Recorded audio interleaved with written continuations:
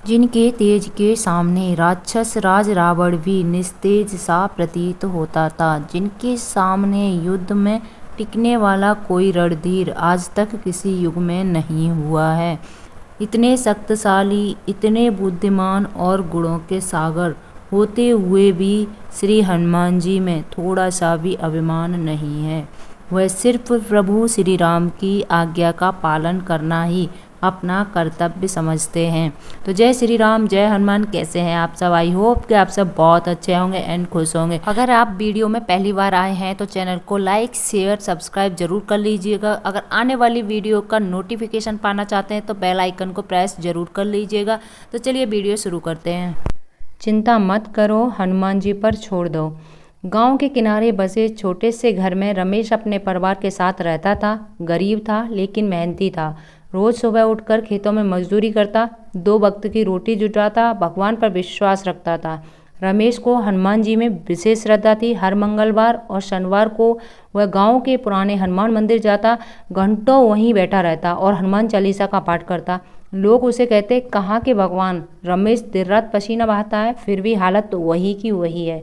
रमेश मुस्कुराता और बस एक ही वाक्य कहता, चिंता मत करो, सब हनुमान जी पर छोड़ दो। संघर्ष का समय। एक बार गांव में भयंकर सूखा पड़ा।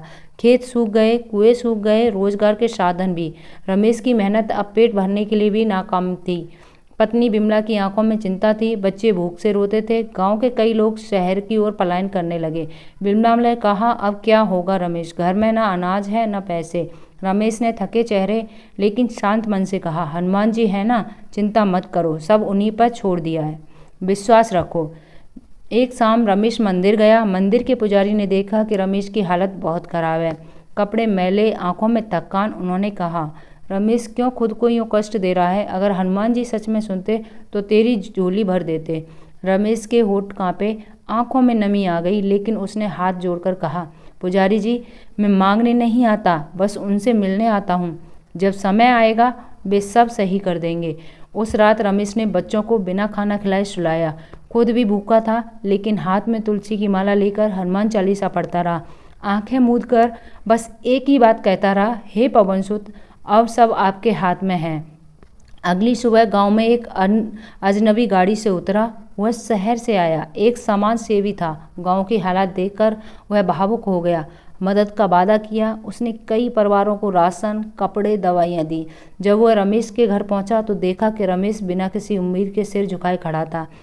तुम कुछ नहीं बोलते? अजनबी ने पूछा। रमेश ने कहा, फिर वही, मैंने सब हनुमान जी पर छोड़ दिया है, जो देंगे वे वही देंगे। अजनबी मुस्कुराया। रमेश की बात में पूछ लिया। वह रमेश के बच्चों को स्कूल में दाखिला दिलवाने का वादा कर दिया और रमेश को एक स्थायी नौकरी देने की भी बात कही। धीरे धीरे रमेश का जीवन बदलने लगा। बच्चों की पढ़ाई शुरू हुई, घर में अनाज आया, पत्नी के चेहरे पर मुस्कान लौटी। गांव वाले चकित थे। रमेश की हालत तो पहले सबसे खराब थी, अब सबसे बेहतर कैसे हो गई। एक दिन गांव की चौपाल पर किसी ने पूछा, रमेश तूने क्या किया जो भगवान ने तुझे पर इतनी कृपा की? रमेश मुस्कुराया, कुछ नहीं, बस चिंता छोड़ दी, अब सब हनुमान जी पर छोड़ दिया है। रमेश की कहानी केवल एक ग्रामीण की कहानी नहीं थी, वह एक प्रतीक था उस विश्वास का जो टूटने नहीं देता, उस भक्त को जो समर्पण है, जो किसी भी अपेक्षा का होता है। रमेश ने जीवन से यही सीखा था, जब सब रास्ते बंद हो जाएं, जब सब उम्मीद तोड़ दें, तब भी एक रास्ता बचता है, आस्था का रास्ता। और जब यह आस्था सच्ची हो तो हनुमान जी जैसे देवता स्वयं आकर हाथ थाम लेते हैं। तो चिंता मत करो, सब हनुमान जी पर छोड़ दो। जय श्री राम, जय हनुमान। बस आंखें बंद करो, हनुमान जी को याद करो और कहो, हे पवनसुत, अब यह जीवन आपके चरणों में समर्पित है। जय श्री राम, जय Hanuman. Thank you for watching.